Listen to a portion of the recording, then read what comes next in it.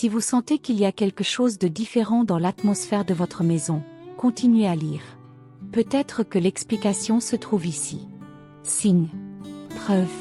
Présence invisible mais ressentie. Certaines maisons portent un poids dans l'air, un silence qui n'est pas vide, mais chargé de quelque chose de spirituel. Et peut-être, sans vous en rendre compte, la raison en êtes-vous vous-même. Il y a ceux qui vivent sous le même toit, mais seuls certains activent quelque chose de profond, invisible, éternel. Quand un élu habite un lieu, l'environnement réagit. Avez-vous déjà senti une odeur soudaine que personne d'autre n'a remarquée?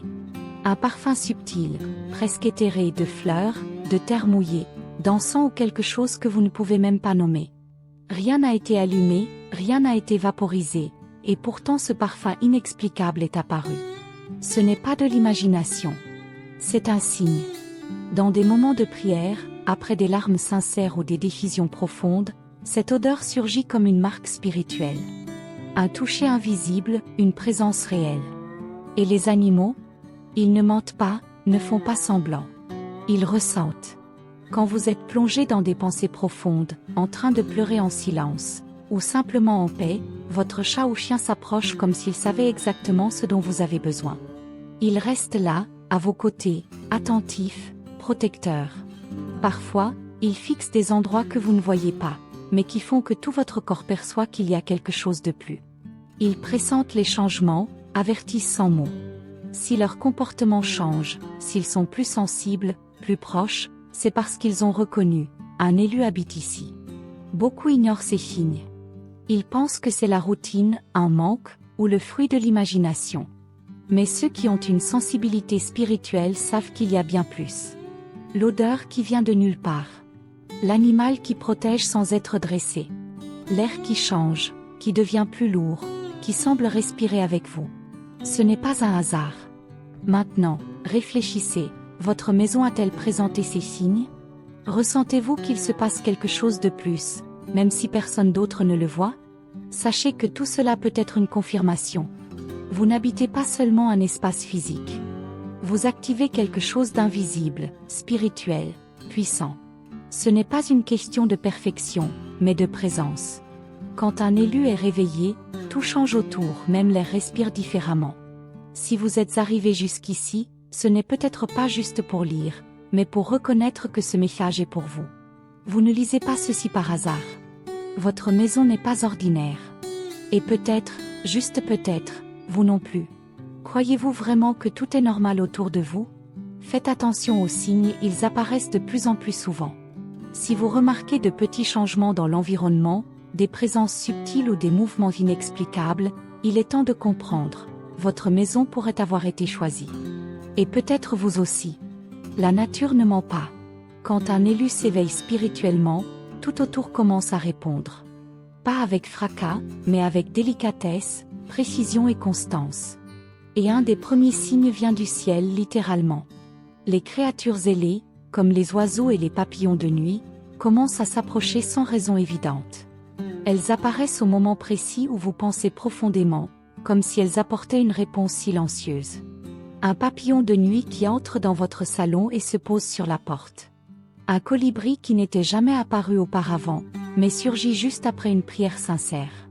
Une colombe qui insiste pour rester près de votre fenêtre, jour après jour. Ce n'est pas une coïncidence. C'est une connexion directe entre le spirituel et le naturel. Ce sont des messagers subtils, signalant que le ciel a reconnu cet endroit. Que quelque chose y a été activé. Et les plantes? Certains n'ont jamais réussi à garder une plante vivante chez eux jusqu'à maintenant. Soudain, cette plante oubliée commence à fleurir. Le cactus desséché bourgeonne. La fleur éclot hors saison. Ce n'est pas une question de climat, de technique ou de chance. C'est l'environnement qui a changé. L'énergie du lieu a été touchée, et tout ce qui porte la vie commence à réagir. Les plantes absorbent l'atmosphère, et quand il y a guérison, prière et but, elles répondent par une vie abondante. Même sans soins excessifs, elles grandissent, brillent, prospèrent. Peut-être ne l'avez-vous même pas remarqué, mais la plante dans le coin de la pièce est plus verte que jamais. Ou elle a fleuri toute seule, comme pour vous dire, quelque chose a changé ici. C'est plus que de la botanique. C'est un signe. Un signe que cette maison est désormais un terrain fertile pour des choses plus grandes. La Bible est pleine de références ainsi, des arbres au bord des rivières, des graines qui germent dans une bonne terre, des feuilles qui reverdissent comme une promesse accomplie. Et puis vient la lumière. Vous êtes seul, pensant en silence, et la lampe clignote. Vous êtes en prière, soudain, la lumière semble réagir. Une lueur inattendue, une oscillation inexplicable. C'est la sensibilité énergétique. Dans les lieux où il y a une profondeur spirituelle, où il y a un cœur éveillé, même l'électricité le perçoit. Ce n'est pas de la magie, ni de la superstition. C'est la présence. La lumière ne se comporte pas comme d'habitude. Elle s'allume au moment exact où vous dites quelque chose d'important. Ou s'éteint quand vous avez besoin de réfléchir. Ce n'est pas la peur, c'est un mouvement spirituel. L'énergie de la maison est vivante, active, et répond à la vibration de ceux qui y habitent. Si cela vous est déjà arrivé, n'ignorez pas. C'est un autre signe. Ces phénomènes, oiseaux qui apparaissent, plantes qui revivent, lumières qui réagissent, semblent petits, mais portent une confirmation puissante. Ce lieu a été touché, et ceux qui y vivent sont en processus d'activation spirituelle. Vous n'habitez pas une maison ordinaire. Quelque chose de plus grand se passe. Et si ces choses se produisent autour de vous, il est temps d'arrêter de douter. Oui, vous avez été reconnu. Et cette maison n'est plus simplement une adresse. C'est un territoire marqué. La demeure d'un élu.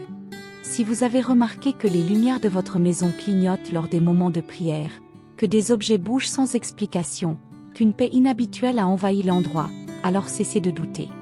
Ce n'est pas un hasard. C'est spirituel. C'est un signe. Et c'est pour vous. Vous avez déjà remarqué, vous pensez à quelqu'un qui est parti, vous priez en silence, et juste à cet instant une lampe clignote, une lumière vibre, une petite étincelle apparaît. Puis tout redevient normal. Cela ne se répète pas tout le temps. Cela arrive seulement quand quelque chose en vous bouge vraiment. Quand le cœur s'ouvre, quand l'âme parle plus fort. La lumière répond parce que votre maison ressent aussi. La Bible a toujours traité la lumière comme un symbole de révélation. Jésus a dit, « Je suis la lumière du monde ». Et il a aussi affirmé, « Vous êtes la lumière ». Alors pourquoi serait-il étrange que la lumière autour de vous brille différemment quand votre lumière intérieure s'éveille? C'est la sensibilité spirituelle. Et quand la maison commence à réagir, il n'y a plus de doute, quelque chose de sacré se manifeste ici. Et ce n'est pas tout.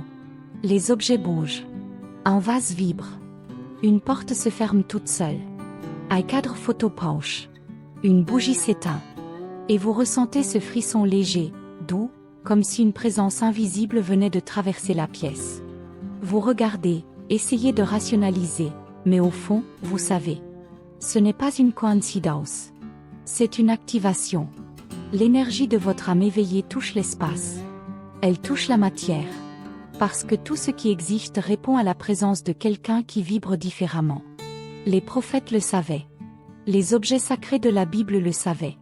Tout ce qui a été touché par le haut a répondu.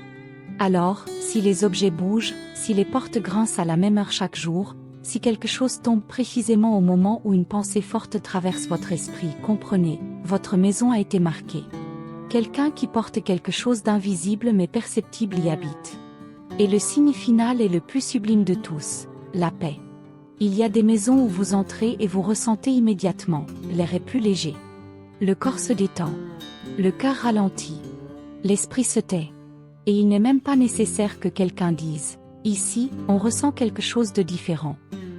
C'est l'environnement qui vous embrasse. C'est l'espace qui vous reconnaît. Et tout cela ne vient ni de la décoration, ni du nettoyage, ni de l'architecture. Cela vient de l'âme de ceux qui y vivent.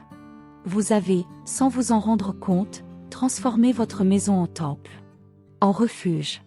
Un lieu consacré par le silence, par les prières, par des choix conscients. Vous n'y habitez pas simplement. Vous soutenez une fréquence. Et elle est perçue par tous ceux qui franchissent cette porte. Ici, on ressent une paix, disent-ils.